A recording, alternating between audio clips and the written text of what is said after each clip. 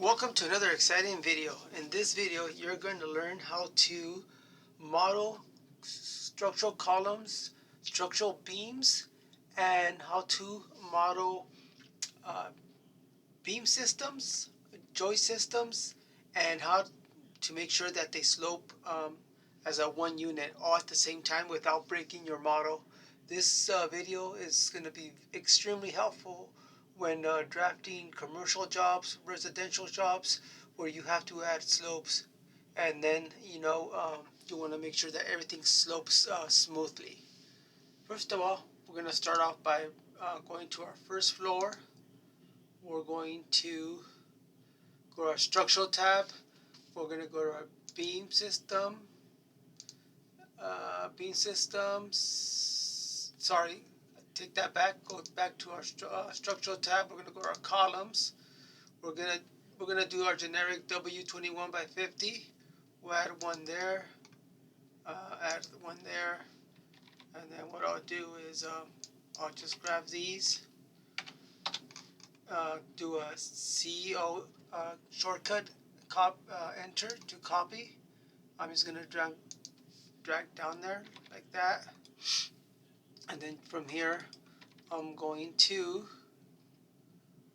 go through my 3D view, make sure everything's modeling accordingly and properly. There it is. Those are my columns. I'm gonna go back and go to my second floor, and then from my second floor I'm going to go to my structural tab, go to beams now, and then I want to do the 21 by 50 beams and start dropping them in there. As soon as I hover over the beam, over the column, and I get that magenta circle, I can click and escape once, and then click again, and then click on the following one, escape once, and then click on the following one, and so forth until you're done placing your columns. And then we're going to go back to our 3D view to make sure they're all in there. And that's perfect. As you can see, that looks nice. So now we're going to go back to our second floor. And now what we're going to do is we're going to add a beam system. We'll add a beam system, and we're going to choose, for our beam system, we're going to choose the TJLs, and I'm just going to do automatic. There we go. Go to my 3D view, and there they are. Perfect, right? So let's say now, for example, you say you wanted to let's say you wanted to slope this part of the roof towards the right. I'm just gonna do a generic slope. So I'm gonna select both of these columns, and then I'm gonna drop the top offset of the columns by a foot and a half.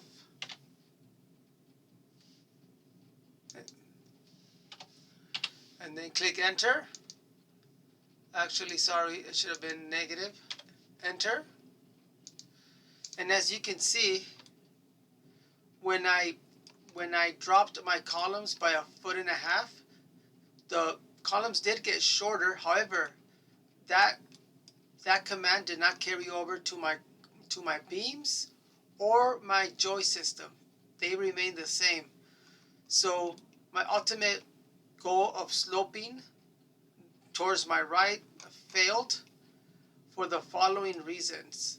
I'm gonna undo my command here, undo, and the reason being it failed is because once you model your beams, you have to make sure that you click on each one of the beams, and you want to make sure you change the attachment type from end elevation.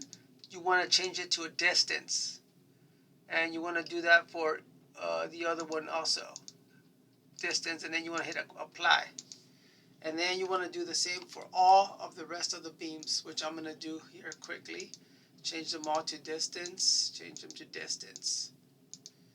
So basically what it's telling the Revit is that whatever distance we end up adjusting our column, our beam is going to adjust accordingly. So we're going to change this to distance and change this to distance. Here we go. And then I do this one. Change that to distance. And I think I have one more left. Do I? I think they're all set to distance now. So like I mentioned before, you set your columns first.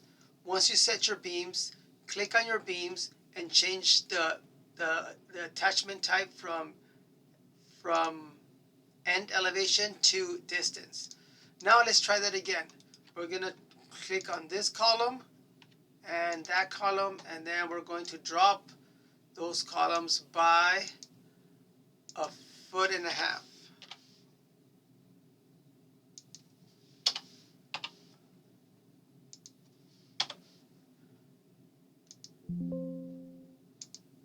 And as you can see, it worked. See how now it's all sloping? That is the beauty of drafting in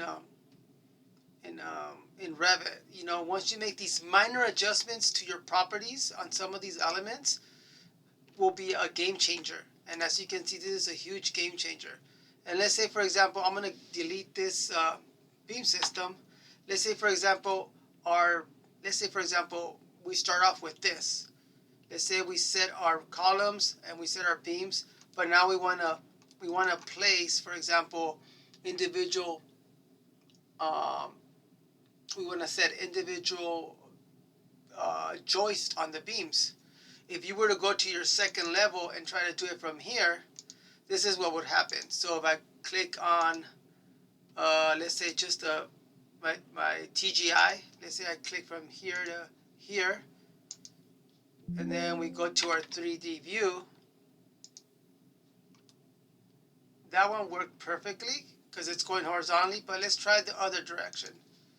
Let's try the other direction. So let's go back to let's try this direction now. Go to beam. We'll do beam, and then we'll go this direction. Go to our 3D view. And it worked. It worked. Because the reason why they're attaching accordingly and correctly is because they're snapping to the beams, and since the beams, we changed the properties from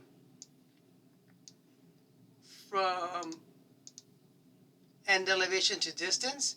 Automatically, when we set our joists, they automatically attach to each end, and attach so that they slope properly. So, as a review, it is very important that whenever you're setting a new project and you're gonna set up your columns, make sure that after you set up your columns and you start placing your beams, make sure you change the end properties from end elevation to distance on all of your beams, so that when you place your beam systems or your individual joists, they will slope properly, and that will help you in the sense that your model won't break on you. Because if you don't do that, then once you start drafting joists or beams, they're not gonna slope, and they're gonna just be placed horizontally. So I hope this video was very useful and beneficial, and it will be a game changer in your drafting. So I please suggest for you guys to subscribe to my channel, because I intend to upload more videos that will enhance and speed up your drafting. Thank you very much. See you into the next one.